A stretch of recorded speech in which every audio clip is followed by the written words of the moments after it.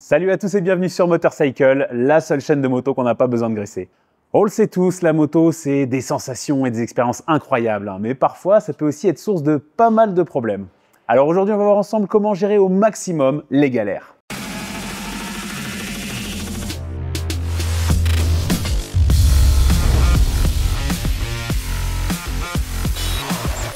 Et oui, aussi fantastique que soit la pratique de la moto, je pense qu'on a déjà tous connu l'une de ces situations merdiques, voire les deux, voire les trois. Je parle bien sûr de la panne, du vol et de l'accident. Ah oui, aujourd'hui clairement ça va pas être l'épisode le plus fun de la chaîne. Accueil plus ou moins mitigé. C'est toi maintenant. Oh là là, dégueulasse. Malgré tout, dans cette vidéo, on va essayer de vous donner des clés pour prévenir ces expériences et les rendre les moins désagréables possibles. Et on commence d'ailleurs avec un premier conseil pour tous ceux à qui c'est jamais arrivé. Ne croyez jamais que ça n'arrive qu'aux autres. Je le souhaite à personne évidemment, mais je le répète, ça peut aller très vite. Donc commencez par garder toujours en tête ce que vous risquez avec votre moto. Faut pas que ça vous bouffe, mais faut en être conscient. Je suis aware. Deuxième conseil, abonnez-vous. Exactement. Et n'oubliez pas, c'est important, ça nous permet de nous développer et vous êtes sûr de ne pas louper les prochaines vidéos. Puis nos réseaux sociaux aussi, pour tout le reste, les liens sont en description. Bon, allez, on commence par l'emmerde la moins grave, tomber en panne. Oh merde! Oh, c'est con ça! C'est chiant, mais normalement, c'est que de la perte de temps. Bon, et souvent d'argent aussi. Ouais, enfin bon, il y a la panne qui te fait avoir un accident aussi. Alors oui, effectivement, mais tranquille, on va y aller crescendo. Déjà, comment se prémunir d'une panne? En prenant soin de sa moto, ça semble évident, mais ça veut dire faire ses révisions en temps et en heure, et même si vous n'y connaissez strictement rien, apprendre à réaliser les opérations d'entretien basiques. Vos pneus par exemple, sachez comment contrôler leur état et surtout surveiller leur pression. Parce qu'un pneu sous-gonflé ou trop gonflé, votre moto réagit mal, vous risquez des pertes d'adhérence et quand ça crève, c'est chiant. Ouais, c'est nul. C'est pas bien. Donc la pression des pneus, normalement, tous les 15 jours ou 500 km. Ensuite, vérifiez vos plaquettes de frein. Avec une lampe, là, vous cherchez les petites fentes. S'il n'y en a plus, faut changer. Le plein d'essence aussi, évidemment. Apprenez à connaître l'autonomie de votre moto et vous faites pas avoir si c'est un vieux modèle et qu'il faut tourner un robinet là pour passer en réserve. Ça sent le vécu quand même. Si peu. On dit qu'on apprend de ses erreurs. Et là, ils apprennent énormément. Comme la charge de la batterie, ça aussi c'est une source de panne bête. D'ailleurs, je vous renvoie à notre top 10 des accessoires indispensables. Vous avez quelques trucs dedans qui peuvent littéralement vous sauver la vie. La vie. La vie. La vie. Qu'est-ce qu'on a d'autre? L'état et l'âge de vos fluides. Bonjour les fuites. Huile, liquide de frein, liquide de refroidissement, tout ça, ça se vidange à intervalles réguliers. Encore une fois, si vous ne savez pas comment ou quand faire, c'est pas grave, mais demandez à ceux qui savent. Voilà, ça c'est bien. Demandez à ceux qui savent. Donc me posez pas de questions parce que moi je sais pas du tout. Élève très médiocre et fier de l'être. Par contre, je sais un truc. C'est si vous cherchez un produit efficace pour laver votre moto, c'est Vulcanet. Et ça tombe bien parce que c'est le sponsor de cette vidéo. Oh ça tombe bien alors. Voilà, ça se présente comme ça. Dans le pot là, vous avez à peu près 80 lingettes qui sont imprégnées d'une solution assez magique qui capture la crasse et laisse une fine couche de protection sur vos carénages. Et vous allez voir, c'est vraiment pas compliqué pour rendre votre moto étincelante. Vous frottez sans trop d'efforts et surtout sans eau. Vous prenez simplement 1 à 2 lingettes pour laver l'entièreté de votre moto et il suffit juste après de passer un petit coup de lingette microfibre pour laisser votre carénage impeccable. Voilà, ça fait 10 ans qu'on utilise ce produit avec Valentin et si vous cherchez un produit efficace, facile d'utilisation et économique, franchement, il n'y a pas mieux. Si ce produit vous a plu et que vous voulez le commander et en savoir plus sur toute la gamme de Vulcanet, on vous a mis en lien le site internet www.vulcanet.shop.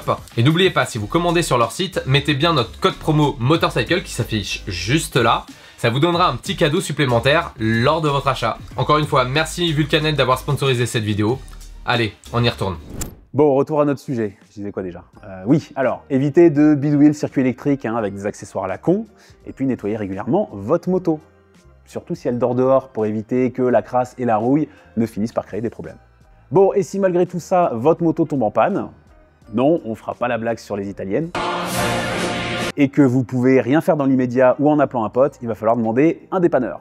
Et là, point ultra important sur lequel on va revenir plusieurs fois, l'assurance. Oui. Prenez connaissance de votre contrat d'assurance, vérifiez bien dans quelle situation vous êtes couvert, lisez les petites lignes. Typiquement, l'assistance 0 km. Si vous ne l'avez pas, ça veut dire que c'est à vous de payer le remorquage si vous tombez en panne au pied de chez vous et dans un rayon de 30 km, hein, en général c'est ça. Et les mecs ils se font plaisir. Ah ouais, ah les dépanneurs ils mangent l'argent. Hein.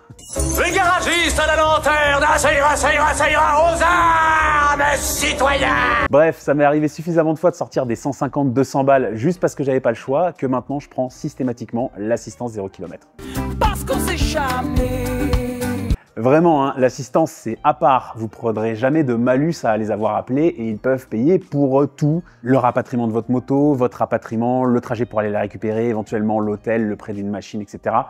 Donc merci l'assistance. Hein. Efficace et pas cher. C'est l'assistance. Ce que je préfère, L'assistance. C'est beau. Bref, dans le cas où vous tombez en panne ailleurs que chez vous, déjà commencez par vous mettre, vous, en sécurité. La moto, vous verrez ensuite, hein, ça on va le répéter également, mais aussi attaché que vous puissiez l'être à votre moto, c'est que du matériel. Donc faites les choses dans le bon ordre. Je crois que c'est protéger, alerter et secourir. Oui. C'est dans ce exactement. sens. Exactement. Du coup, avant de partir, vérifiez toujours que vous avez assez de batterie sur votre téléphone. Hein. Ça devient déjà beaucoup plus compliqué quand vous êtes en panne au milieu de nulle part, sur une route peu fréquentée. Ça aussi, c'est du vécu. Quand même une vraie vie de merde. Hein. C'est fascinant la malchance, monsieur le président. Fascinant. J'ai surtout beaucoup d'années d'expérience. Commence à être vieux. Hein. On est les vieux des jeunes. Et pour finir, si pour une raison ou pour une autre, vous devez laisser la moto sur place, bon bah assurez-vous qu'elle ne craint rien et attachez-la si besoin pour prévenir notre deuxième cas de figure, le vol. Ah, on l'aime celui-là. Ça, heureusement, ça ne m'est jamais arrivé. Toi non plus? Non, Ouais. pas encore. Ouais, bah je touche du bois là parce que ça, c'est clairement ma hantise. Le vol, c'est mal. Mon pote de la mutuelle des motards dit que le premier antivol, c'est soi-même. C'est nous qui choisissons où nous nous garons, nous qui décidons de prendre toujours le même trajet, ou nous qui mettons ou non un antivol. Donc, première règle fondamentale, mettez systématiquement un antivol. Même pour 2 minutes, même si vous devez juste remonter chez vous parce que vous avez oublié un truc, moi, à part si ma moto elle reste sous mes yeux, je mets mon U tout le temps, je suis un psychopathe là-dessus. Parce que oui, hein, le Neyman, c'est pas un antivol, ça se pète en 5 secondes chrono, des fois moins, et ensuite, salut. Salut mon pote. Et d'ailleurs, l'antivol, c'est mieux que rien, mais si vous n'êtes pas attaché à un point fixe, pareil, vous pouvez quand même vous faire embarquer votre moto dans un fourgon, avec un skateboard, là. Sérieux? Oui. Sous la roue, bloqué par l'antivol, voilà. Habile. Donc soyez conscient qu'un voleur déterminé, il n'y a rien qui va l'arrêter. Le but, c'est vraiment de lui compliquer la tâche au maximum, et plus vous protégerez votre moto, plus il faudra que ce soit un pro avec du matériel. Donc, statistiquement, vous réduisez les chances que ça arrive. Du coup, antivol agréé, ça j'en parle après, si possible, attaché à un point fixe. Alarme, ça peut servir, mais ce qui se démocratise de plus en plus, c'est les trackers. Et là, vous avez de tout. Certains qui donnent juste la position, d'autres qui vous préviennent en plus si la moto bouge, d'autres où vous avez carrément un service de détective qui va vous chercher la moto pour vous. Ensuite, bah voilà, là ça va être à vous de voir en fonction de votre budget, de la valeur de la moto et de ce que vous demande votre assurance. Parce que oui, là aussi, les petites lignes. Déjà, est-ce que vous êtes assuré contre le vol? Si oui, est-ce que vous remplissez bien les conditions? Vérifiez tout ça, hein, parce qu'il y a des assurances, si vous n'avez pas d'antivol agréé, ou que chez vous, vous n'avez pas de parking fermé, ou que les clés étaient sur la moto, bah, ça peut faire varier le montant de la franchise, c'est-à-dire la part que va garder l'assurance sur ce qu'elle vous rembourse, voire ne pas vous rembourser du tout. Même chose si vous faites voler votre moto au feu rouge ou en la faisant essayer dans le cadre d'une vente, vérifiez bien votre couverture, quel que soit le cas de figure. Choisissez pas juste une assurance parce que c'est la moins chère. Maintenant, que faire si le vol se produit? Bon, bah première chose, vous allez porter plainte auprès du commissariat de police ou poste de gendarmerie le plus proche, même si vous êtes assuré au tiers. Je viens porter plainte contre X. Ah. D'une, pour vous dégager de toute responsabilité si le voleur fait de la merde avec votre moto.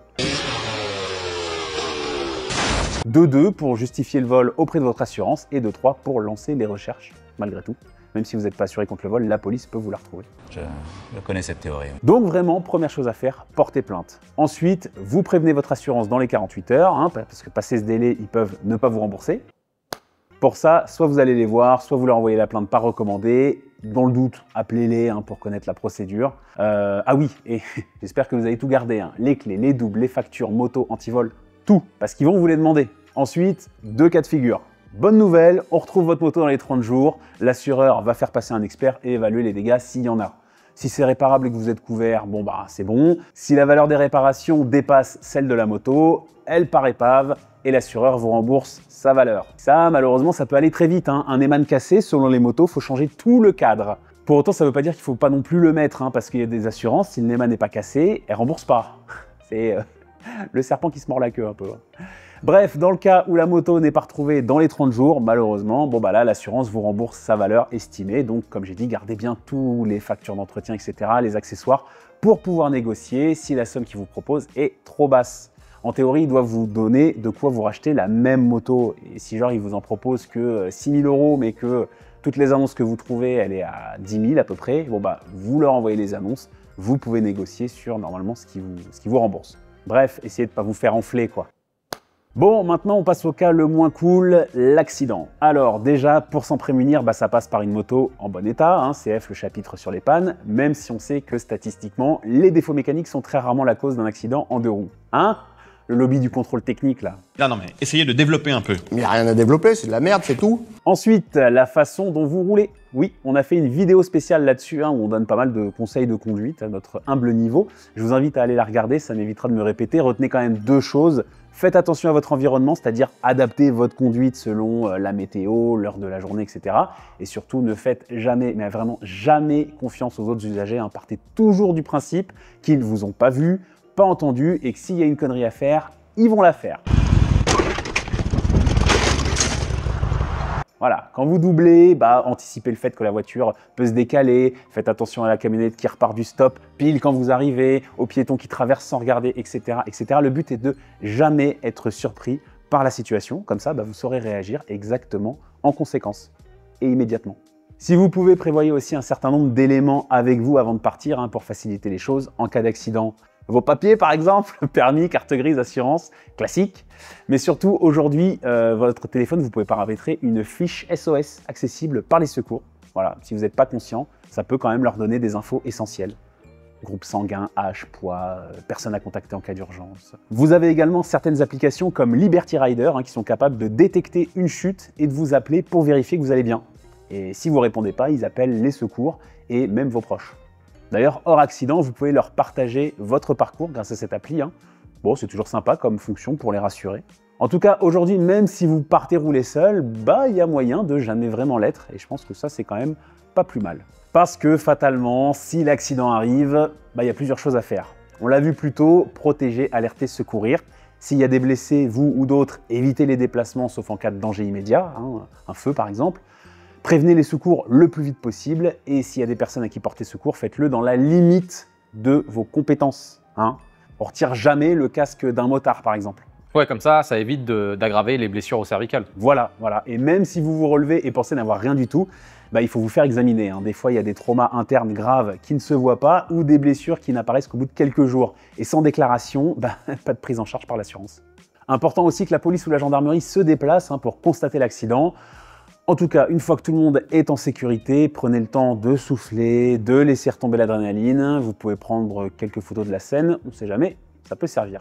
Alors ensuite, du point de vue des assurances. Oh, tu vas nous parler des petites lignes. Toujours les petites lignes. Typiquement, votre formule, normalement les dommages physiques sont couverts dans tous les cas, même la formule la plus basse. Pour votre moto, par contre, il n'y a qu'avec la formule tout risque que vous pouvez être indemnisé si vous chutez seul ou que vous êtes responsable de l'accident. Donc ça aussi, ça se calcule. Sur une moto neuve, je dirais c'est indispensable. Hein. Sur une moto qui vaut 2000 ou 3000 euros, bon, à vous de voir. Mais tu as quand même des gens qui s'assurent au tiers sur une moto neuve qu'ils ont payé à crédit. À ce niveau-là, pour moi, c'est de la roulette russe, avec un pistolet semi-automatique. Des champions, des champions. Bon, pour résumer, en cas de chute tout seul, vous êtes en tout risque, vous êtes remboursé, sinon...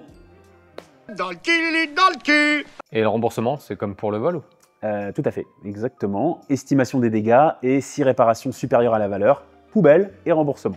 Dans le cadre d'un accident avec un tiers, c'est-à-dire une ou plusieurs autres personnes, il va falloir établir un constat pour déterminer qui est en tort et quelle assurance va devoir indemniser.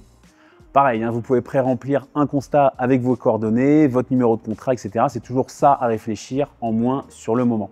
Et ensuite, bah, soit c'est évident, hein, soit c'est plus tendancieux, comme pour les remontées de fil par exemple.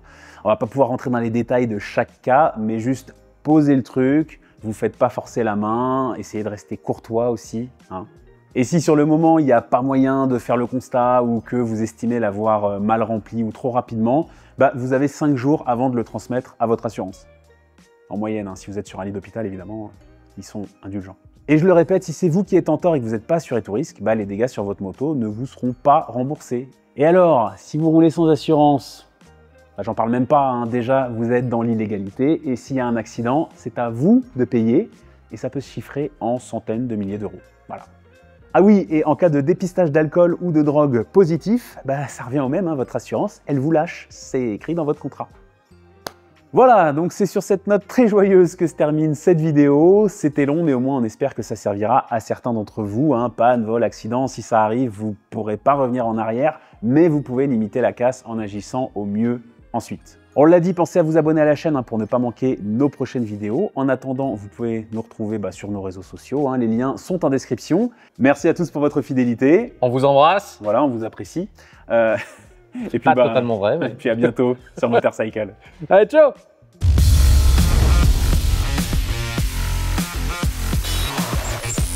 Bon bah ça en fait une dans la boîte.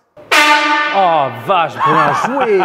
Est-ce que ça tournait? Plus, ouais, ça tournait. Et en plus, j'avais mes écouteurs. Waouh.